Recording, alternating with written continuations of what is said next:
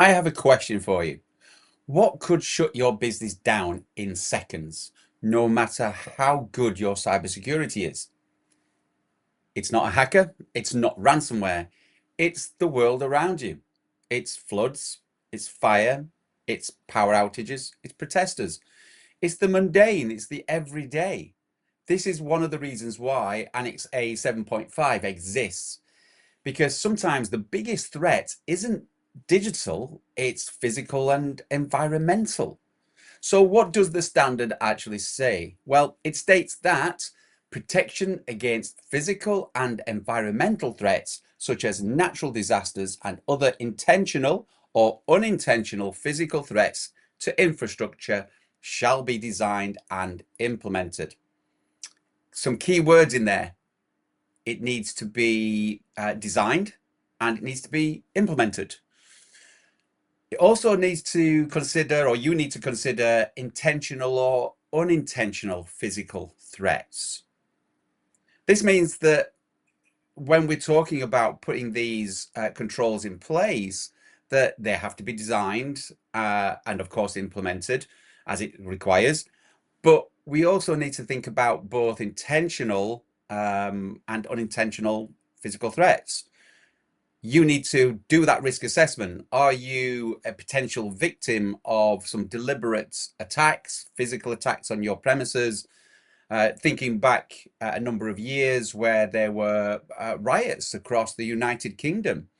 Maybe that's something that you need to consider. Maybe you need to think about the environment that you're in terms of your locality. Who are your neighbors? To try and bring this to life, as ever, we give some examples and we'll start there. One of the organizations that we worked with some time ago, their physical security was great and they had lots of controls in place. Their digital security was off the chart, all amazing. Until we asked the question around who their neighbors were. And they revealed that as an organization that was in the center of London, right across the street was an embassy. Now, of course, an embassy is going to get a certain amount of attention, be it positive or negative, that could potentially be a threat to them. Another example, of course, is again the mundane flood plans. We once worked with a business that proudly showed us their state-of-art server room. Everything was immaculate. The cabling was pristine. Really would have been proud to see that in most server rooms. The only problem, the locality, they hadn't designed this in an appropriate way because the server room was actually in the basement. And worse than that, their actual offices was next to a river. You can see where we're going with this. And in actual fact, one of the very first and most significant storms to hit UK in 100 years, I think it was, back in 2007, the whole of their server room, their basement flooded. It all went underwater. They had backups, yes. UPS didn't really matter because the whole thing was underwater. They had a plan, but they hadn't really tested it. So this was problem upon problem upon problem. But in this particular control, clearly they hadn't designed their security to consider the physical and environmental controls. Oh, how about this? A law firm that we worked with, they had their offices right next to a government building. And again, going back to that example that I gave earlier about the embassy, this particular government building dealt with the deportation of individuals from the United Kingdom. And as you can imagine, the political fallout was significant. There were a number of protests where people were aiming their anger and annoyance at this particular building. And the law firm in particular were just simply collateral damage. They were there caught up in the melee of protests where there were smashed windows. Staff were harassed. They weren't the target, but they were that collateral damage. Their physical threat wasn't nature, of course, it was people. And then, of course, there's the silent killer. It's about power as well. Our client thought that a brief power outage and a power cut was no big deal until it took down servers, and those servers were in mid process, which corrupted financial data. A simple UPS, had they thought about it, could have kept systems alive long enough to allow them to shut down systems gracefully. A small investment, but with huge benefits and protection. So that's why we need to have this particular control. We need to think about those intentional or unintentional issues from a physical and environmental perspective. Now, just on that key word there, environmental, for a moment. I'm not going to get into it too deep on this particular video, but climate change, of course, is a big topic. And climate change is something that we need to consider. It's certainly mentioned a number of times in ISO 27001, and it's certainly something that the auditor is going to want to expect to see, that you have considered climate change within your controls.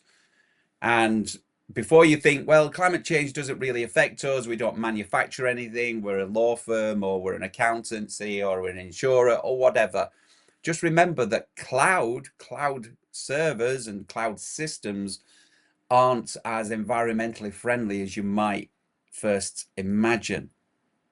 So climate change and cloud, closely related topics. So what else is the auditor going to be looking for? Well, they are going to be looking for site-specific risk assessments, and any issues, any risks that you've identified need to go on your risk register. The physical controls that they're going to be looking for, again, thinking about that intentional damage that could be caused by protesters or thieves or anyone. They're going to want to see that you've thought about CCTV being in place, alarms, security officers, maybe bollards, maybe flood defenses as well.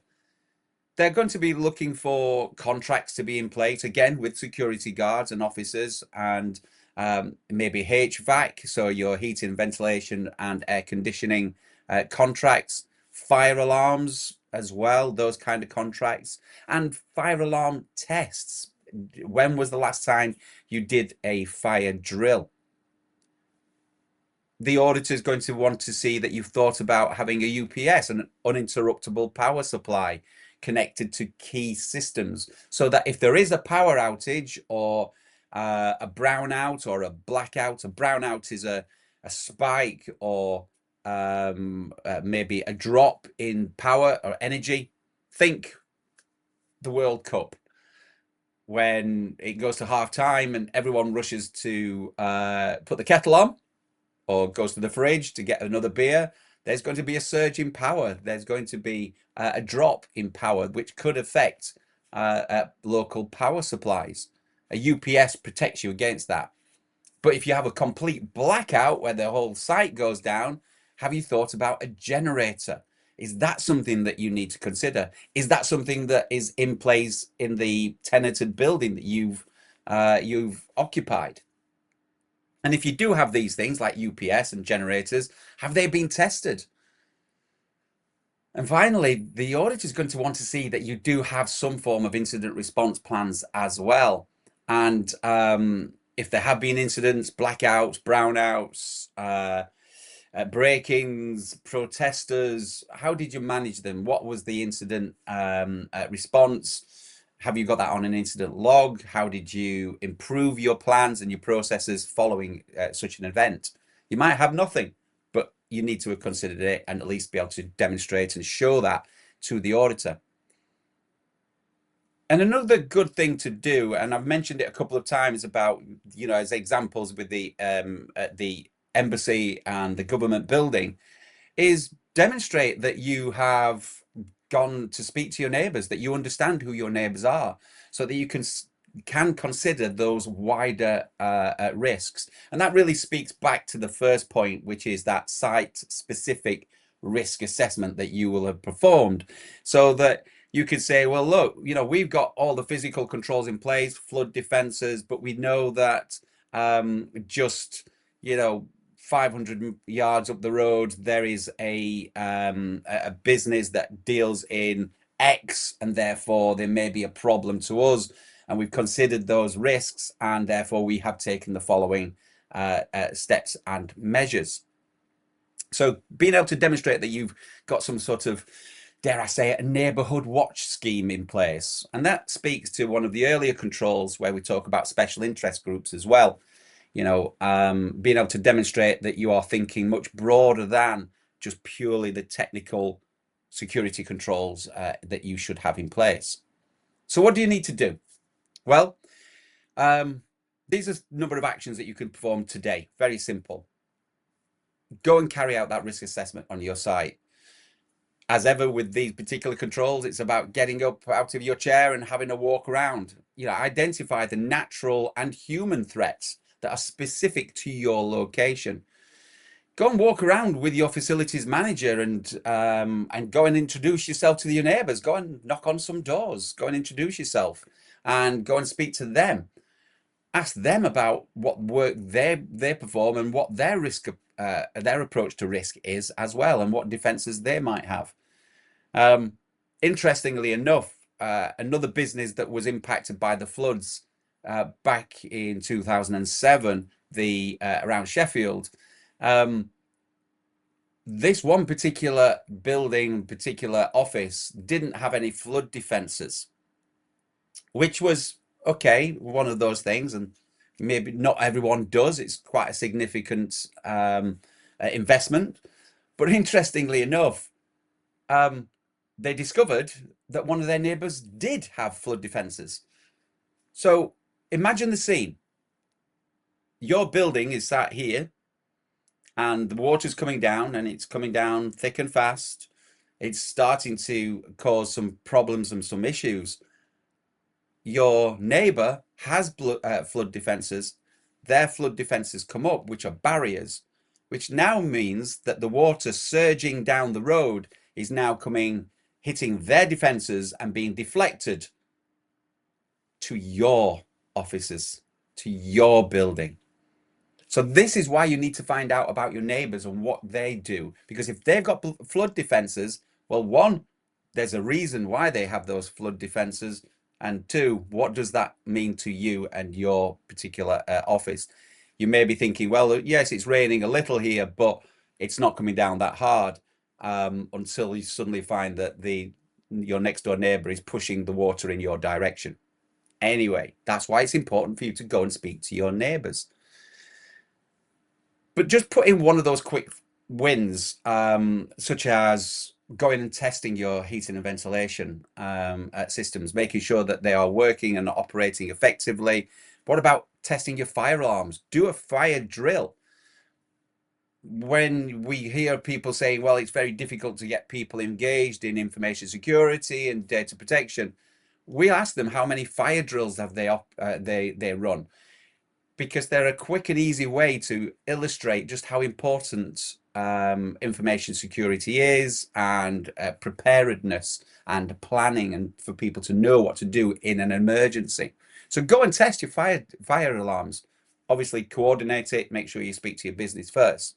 But consider adding a UPS as well, or at least researching that and having a look to see if that would be something that's appropriate to you, especially if you have on-premise servers and systems and such. If everything's in the cloud, then okay, maybe not. But maybe you still need to think about it for your routers to ensure that they stay up when all the power goes down. What about just going and sitting down today with your incident response plan and asking yourself, what would we do if there was a physical attack or incident that shuts down all of this site or part of this site, this office?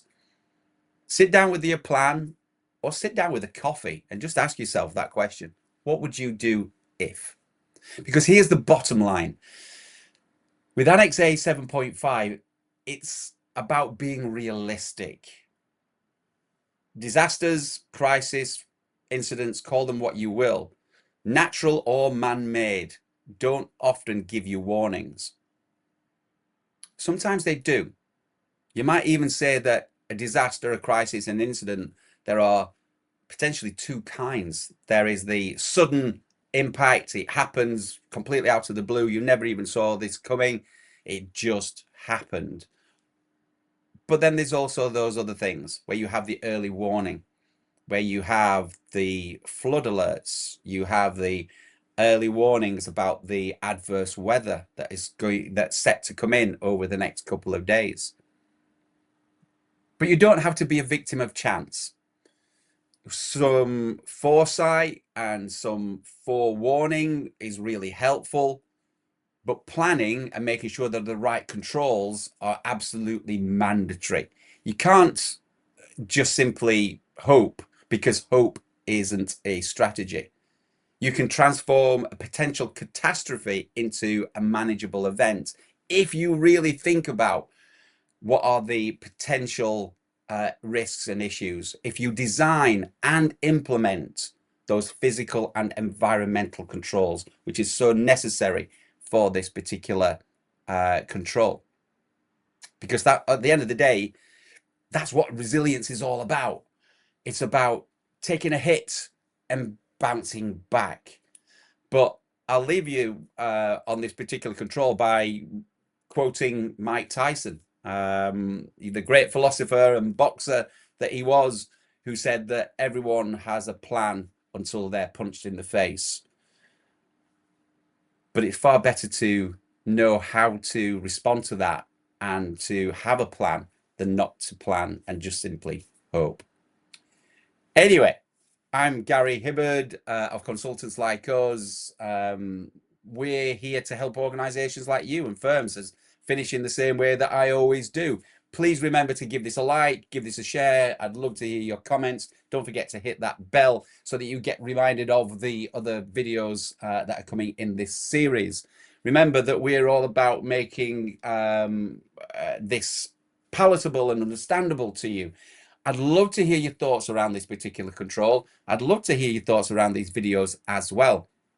Maybe people have already shut off, so maybe I could just stop talking at this point. Who knows? But I would love to know what your thoughts are. Until next time, stay well, stay safe, and stay protected. Thanks. Bye-bye.